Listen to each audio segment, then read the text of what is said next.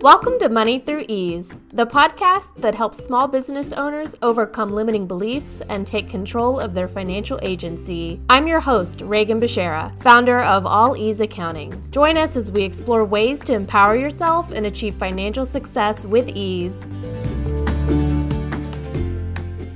All right, everybody, coming on to record this podcast, and this is unscripted. I don't even have show notes, and I just really felt called to talk about this exact topic, these subjects, because recently I've been doing a lot of work on things that happened in my past and the decisions that I made to change my life, and a lot of stuff has been coming up for me, and I think it's important that I share that with you, because the whole point of me having a podcast is really not to get more clients. It's really to just help people who maybe are in the same position that I was in 2 to 3 years ago, or people who want to start a business and all they see is obstacles, and all they've been told is that it's hard and that you have to overcome so much, and that you need to have financing, and you need to have this, and that, and you need to be good at time management, all of the things that we're told about running a business. And we're socialized, especially as women, to not think that we're capable or that we're smart enough to do it. And so this all has been coming up for me because I have been diving deep into the way that I've structured my business, what I want from my business. And so I want to talk about it today. The point of me owning a business and running an accounting firm is, number one, to provide me with an income, right? I quit my full-time job last May, so we're coming up on just about a year of me having officially being in business. I quit my job, and my husband does not make enough money to support both of us just off of his salary. And so I had to work. I have to have some sort of income for myself too, to support our life together. So I quit my job. I started my business, which is something that I had wanted to do for so long. Why did I take so long to get to the point of actually doing it? Well, just like I mentioned earlier, it's the socialization, the things that we're told explicitly, and then the stories that we're told that implicitly tell us that we're not capable of doing the things that we want to do. We're not capable of building something ourselves, that we have to do things by picking ourselves up by the bootstraps, and that it can't be done in community with other people, and then it can't be done with a support system. All of these things, I maybe knew, deep down, but I wasn't able to access until I really started to develop and exercise my own self-respect, and telling myself I'm not willing to be treated the way I was being treated anymore. And I'm not willing to work for somebody else or work with other people whose values are so out of alignment with what I believe and what I think is precious and important in life. And it took me, I don't want to say a long time, because in the span of my lifetime it wasn't that long, but it did take a while for me to get to that point, just because of the years of programming, of the socialization, of receiving the messages that I wasn't good enough to do this on my own. And it just had to be a kernel of a seed of a thought in my mind that I was willing to believe that I could do it, that I was willing to believe that I was good enough and smart enough and capable and experienced enough to do this myself. And it's okay if you are at the point of your journey that you don't yet believe that you can, you don't yet think that you're smart or capable enough or good enough or experienced enough. It's okay if you're there, but I just want you to know that it is possible, of course, for you to do anything that you want, but that it's possible for you to believe that you're capable and that you have what you need already to get started and to change your career, to change your position, to quit your job, to start a business, whatever it is that you want to do. I want you to know that it's possible for you to believe that that is already available to you, but it's okay if you're not there yet. So recently there has been a lot of media stories and news and people sharing things and talking about things online that scares me. And I want to talk about the way I infuse my activism into my business. Because, like I've said before, I run a values-based business. I will not compromise my beliefs in order to just make a dollar. What does that mean? That means that I'm not working for people who are so out of alignment with what I believe to be true, what I believe to be important anymore.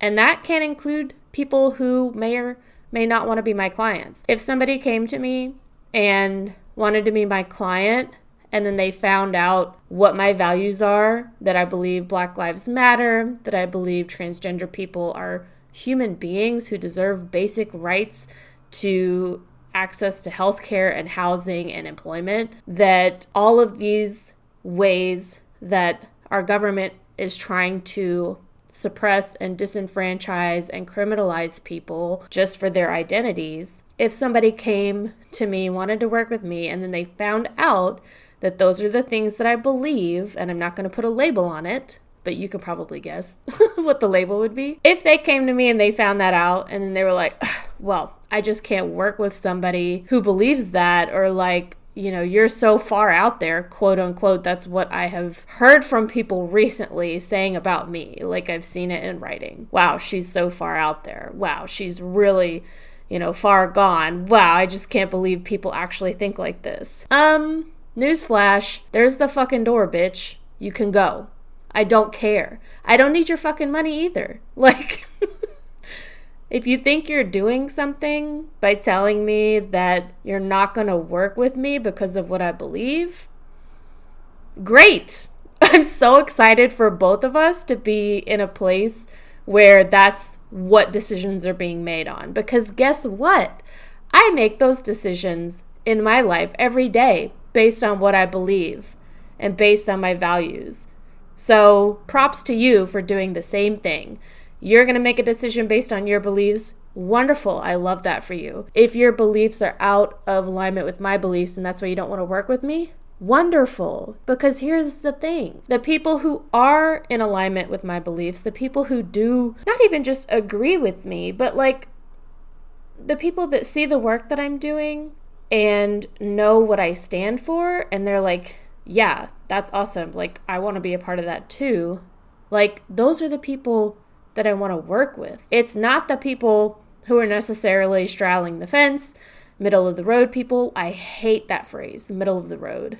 You are just indecisive or you're lying. It's one of those two things. Either you are indecisive or you're straight up lying about what your beliefs actually are. Get out of here with the middle of the road shit. Sorry, not sorry. I do not want anybody in my community to be confused about where I stand on certain issues, and that is why I am loudly proclaiming them when and where I can.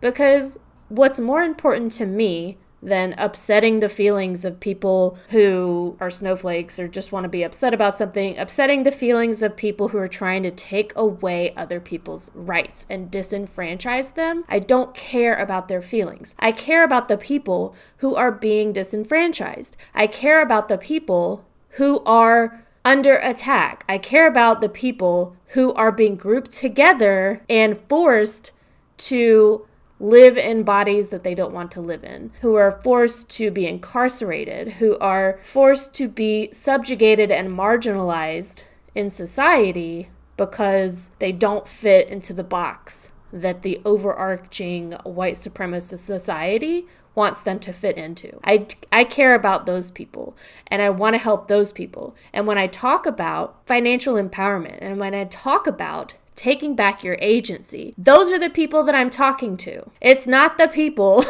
who already have power and privilege and money and access. It's the people who are under attack. It's the people who are being told that their identity and their bodies and their beliefs make them subject to incarceration, to violence, to murder, to marginalization, disenfranchisement, all of those things. Those are the people that when I say I want to help you be empowered and I want to help you reclaim your financial agency, that is who I'm talking to. If you're like, that sounds great, I love that, perfect. I'm so glad you're here. If you're like, wow, this woman is really far out there, she's too far gone. Yes, agreed, I am too far gone. And also, like, you're welcome to sit here and listen and get mad about it, I guess. I don't know if that's like your thing. You just like to get mad about stuff that you could easily just stop listening to. Welcome, I guess. Like, sure, you can sit here and listen and argue with me in your head or go on social media and argue with me. Like, that's fine. Do you.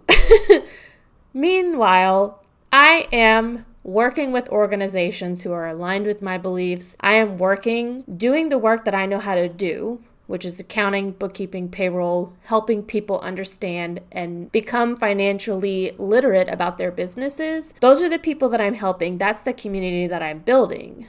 So anybody is welcome to participate. Anybody, I mean, even you're welcome to come on and argue with me. Like, I do have time, but I'm not trying to change your mind. I'm just standing up for what I believe in. I'm just speaking for the people who often don't have the voice or the platform or the agency to speak on that shit. That's why I'm doing this. It's so that we can have a different community. It's so that we can have a more robust and connected group of people. And I think in this country, a lot of people won't get to realize that financial agency until they start their own business. Why? Because we do not have a livable minimum wage.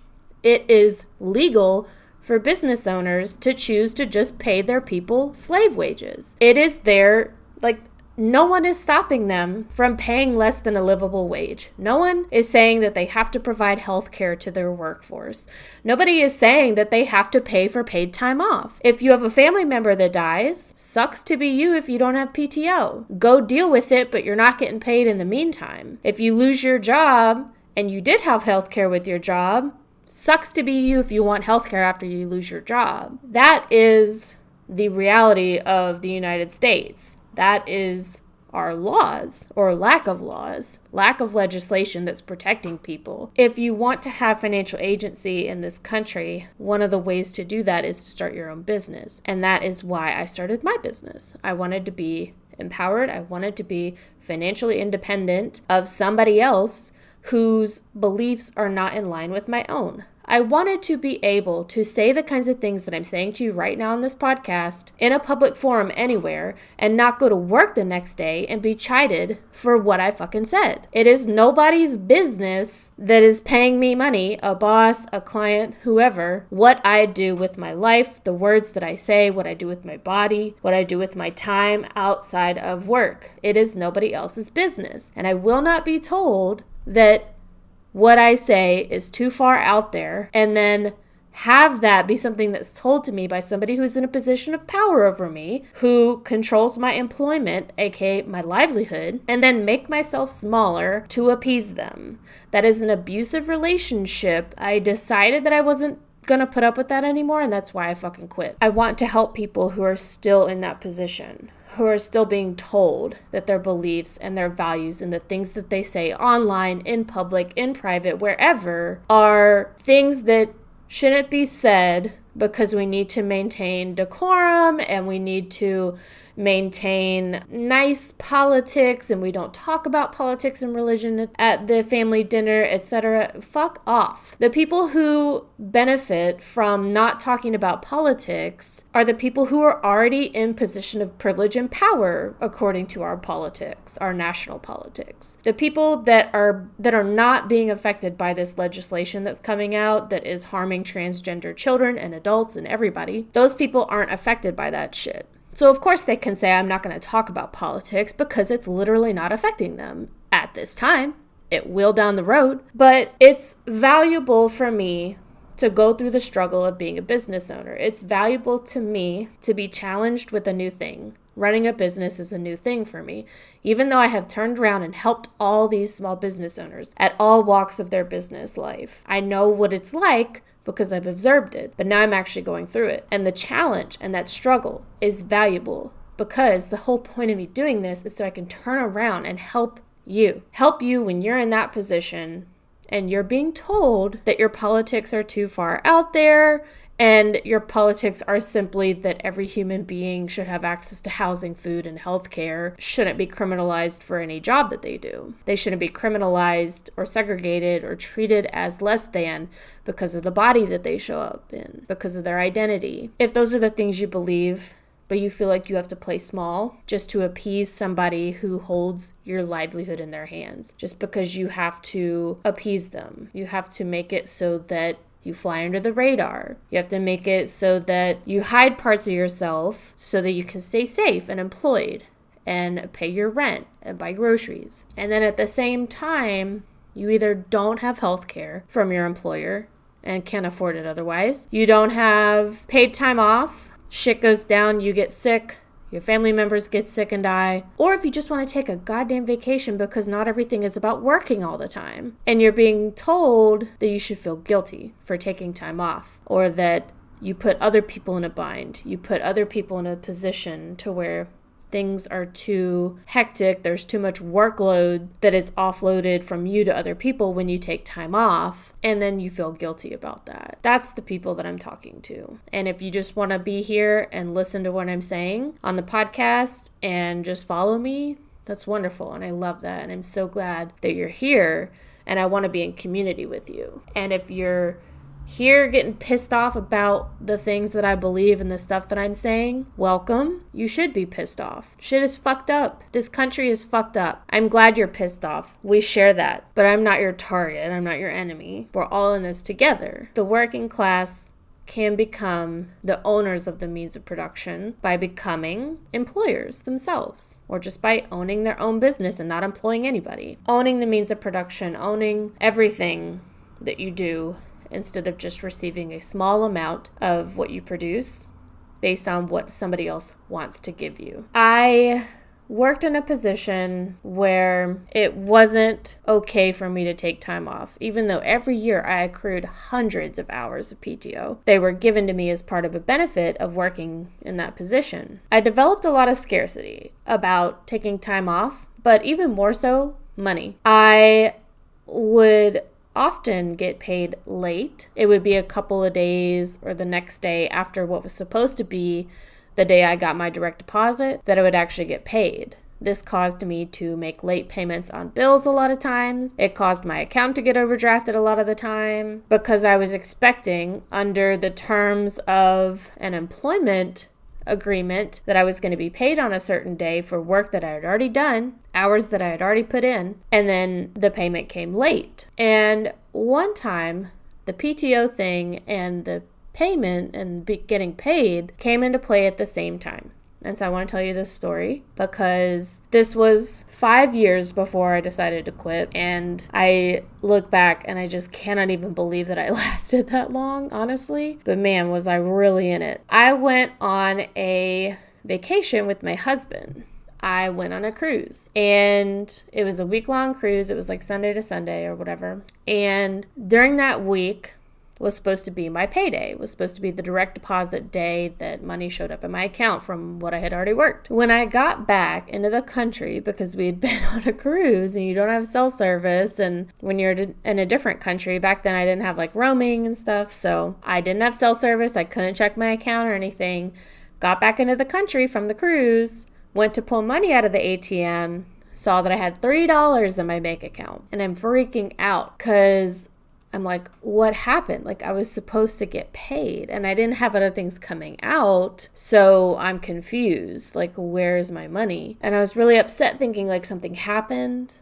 I had no messages, no emails from my boss, nothing. I was like, something catastrophic happened, right? I text my boss and I said, hey, just making sure everything's okay. I didn't get paid last week. She responded almost immediately to tell me that she had had a busy week because I was gone. And she had, 20 or something plates spinning in the air at the same time, which is her favorite analogy. And that my absence, which was a vacation that she approved in advance for me to take, my absence had caused her so much stress and extra work that she didn't get around to paying me. But as she's texting me this, I get the notification that my direct deposit came through. So turns out that she did run payroll on time. She paid the tax deposit on time, but she didn't actually send me my direct deposit. She was just holding on to the money.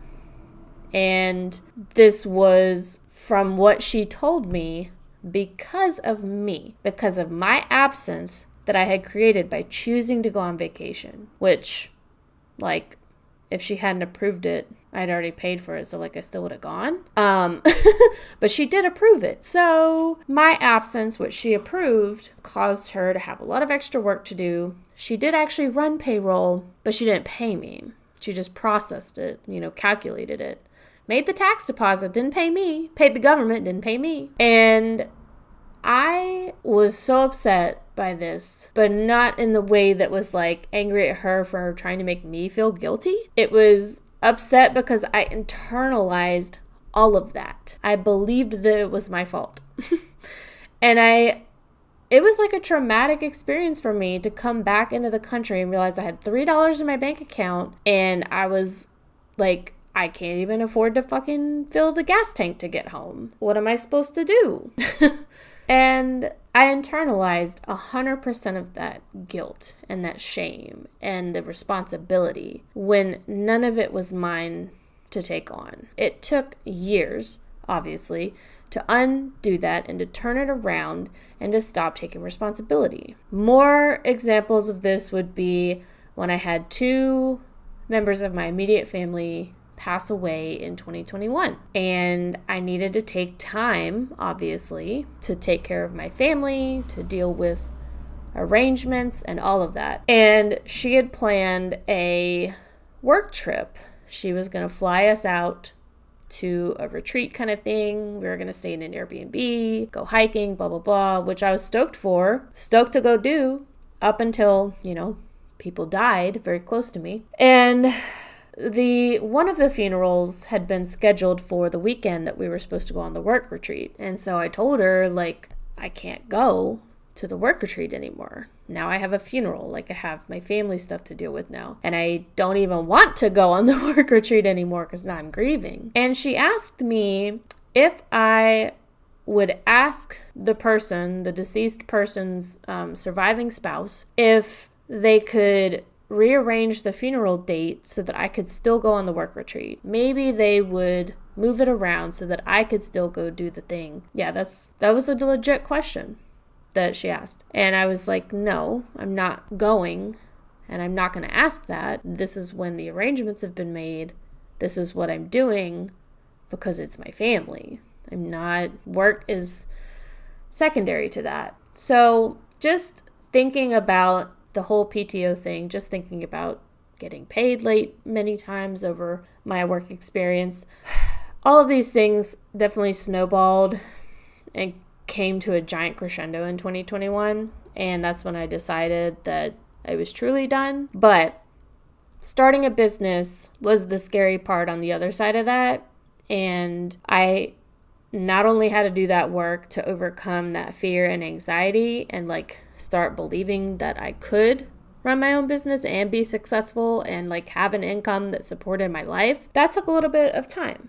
And I still have some things to work through with that. But I'm just telling you this because it has been coming up for me recently, and I have realized that the benefit of me struggling and being challenged with this right now is because there are still people who are in those kinds of positions that I was in.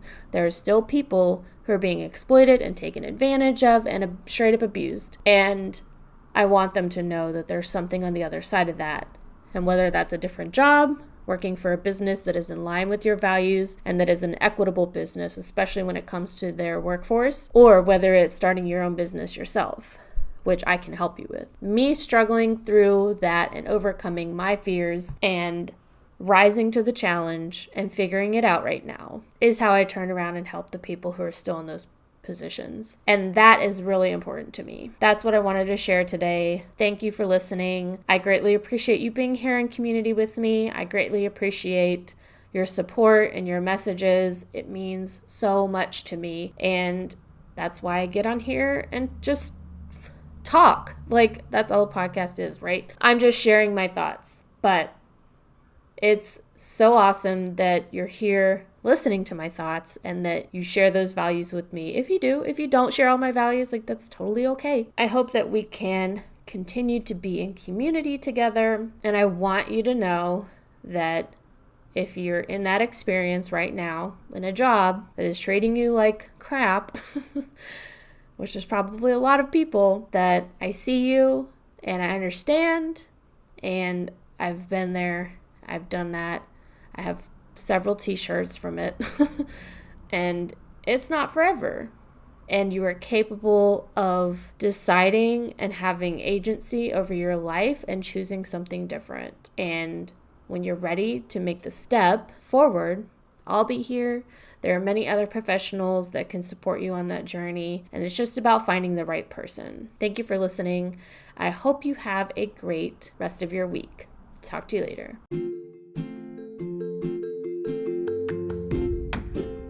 Thanks for tuning in to Money Through Ease. If you enjoyed this episode, make sure to subscribe to my email list to stay up to date on all the latest content. You can also follow me on social media at All Ease Accounting or facebook.com/accounting with ease for even more insights and updates. And if you're interested in learning more about my bookkeeping services, don't hesitate to schedule a complimentary consult today. Thanks again for listening, and I'll see you next time.